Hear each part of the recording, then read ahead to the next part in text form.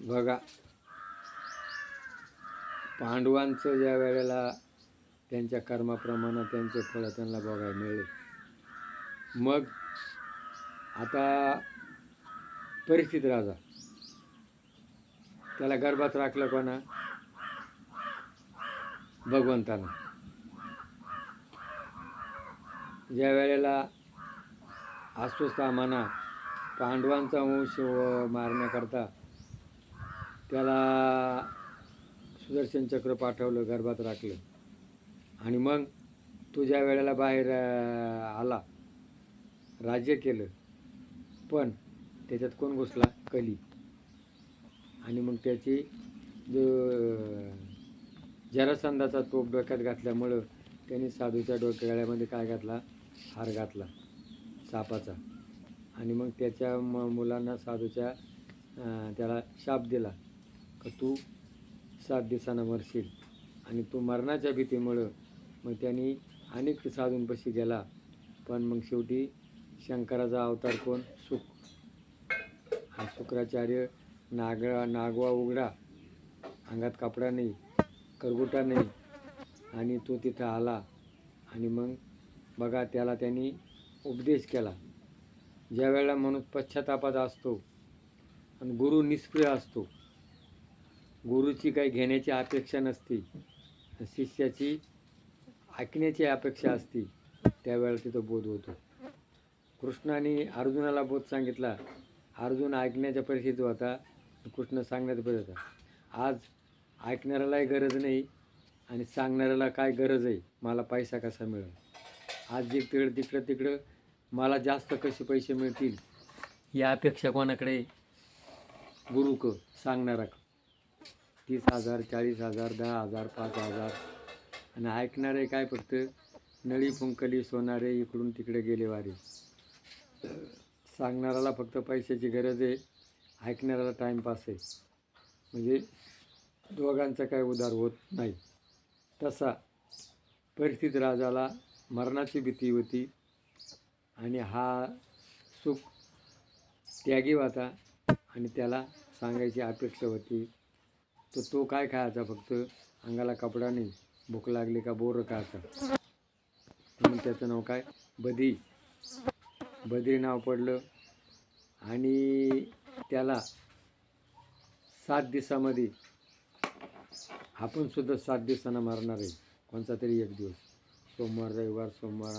सोमवार, मंगळवार, बुधवार, गुरुवार, शुक्रवार, शनिवार, गुरुवार, रविवार, शनिवार, रविवार, कोणता तरी एक दिवस मरणार आहे.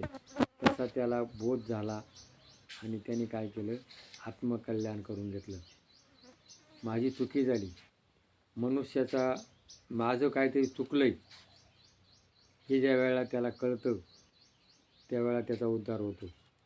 पण आज माझं काय चुकतंय हे मान्य करायलाच कोणाला वेळ नाही. सतत दुसऱ्या काही बोट करतात, 4 बोटं आपल्या काय असतात. म्हणजे आज माझं चुकतंय हे या कलियुगामध्ये मान्य करायला कोणाला तयार नाही. तसं त्या परिस्थितीत राजाला माझं चुकलं हे मान्य केलं आणि त्यांनी त्याच्या जीवनाचं सार्थक करून घेतलं. म्हणून परिस्थितीत राजाला जसा सुख गुरु झाला, तसा आपण आपल्या मनाला गुरु करायचे आणि माझ्या जीवनाचा विकास कसा होईल. क्षणभंगुर नाही भरवसा, सोडी माया तोडी आशा, काळ येऊन घाली गळा फासा गा, तुम्ही वासुदेव वासुदेव म्हणा. म्हणून आपल्या जीवनाचं सार्थक करण्याकरता आपण आपुले आपण करा सोडवणं, संसार बंधनं तोडावे दे. आपली सोडवून कोणा करायची? आपण करायची. आपल्या हिता असे जो जागता, धन्य माता पिता तयाच्या, हित ते करावे देवाचे चिंतन. हित काय करायचे? संसारी असावे असून नसावे, भजन करावे रात्रंदिवस. म्हणून भुकेलेला अन्न द्या, आईबापाची सेवा करा, प्राणी मात्र दया करा, आणि मी जगल आणि त्याला जगू देईल. आज आपण काय करतो? धन कमवतो आणि कमवलेलं धन हा मरून जातो. दे देवाचे धन कुबेराचे, येते मनुष्याचे काय असे. ते कमवलेलं धन तो बरोबर नेत नाही आणि अजून कोणा नेलंही नाही आणि नेणारही नाही. आणि मग ज्यांच्याकरता कमवतो त्यांना काम नको आहे, फुकट कसं मिळेल.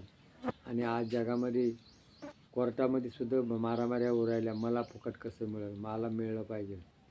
हा कमवतो, निघून जातो आणि मागची प्रजा त्या धनाकरता भानगडी करतात, मारामाऱ्या करतात, कोर्टामध्ये वर्षानुवर्षे खेट्या घालतात.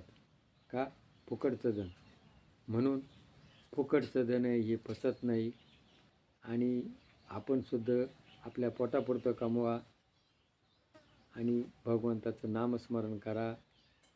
जय भैरवनाथ महाराज की जय.